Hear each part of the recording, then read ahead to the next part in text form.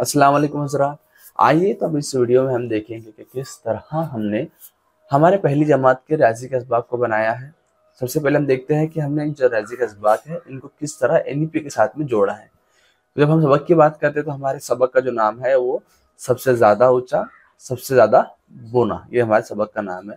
ये जो सबक है बच्चों को रियाज़ी में जब हम किसी भी शय की पैमाइश करते हैं उसकी बुनियाद सिखाने के लिए, बताने के लिए कि किस तरह लंबाई नापी जाती है और लंबाई के नापने के लिए हम कौन-कौन सी चीज़ों को ध्यान में रखते हैं, उन चीज़ों को बताने के लिए ये जो है सबक दिया गया है।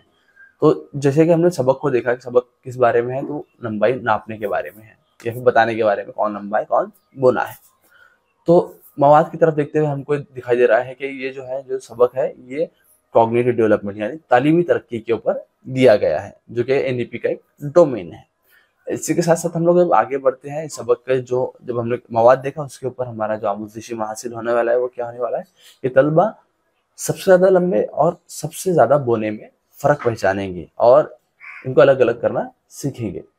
इस तरीके से हमारा आमूज़-ज़ेशी हासिल होने वाला है। इसी के साथ-साथ में इन डोमेन के अलावा हमने इन सबक को बनाते वक़्त इसमें बच्चों की जाँच करने के लिए यानी कि हम बच्चों को अगर पढ़ा रहे हैं, सिखा रहे हैं, तो उसके बाद में वो कितना कुछ सीख पाए हैं, कितना जज़्ब कर पाए हैं, ये जांचने के लिए हमने असेसमेंट के 2 मेथड यूज़ किए हैं, जिसमें से पहला है एमसीक्यूज़। हमने हर पार्ट के आखिरी हिस्से में एमसीक्यूज़ दिए हैं ताकि आप बच्चों का असेसमेंट ले सकते हैं।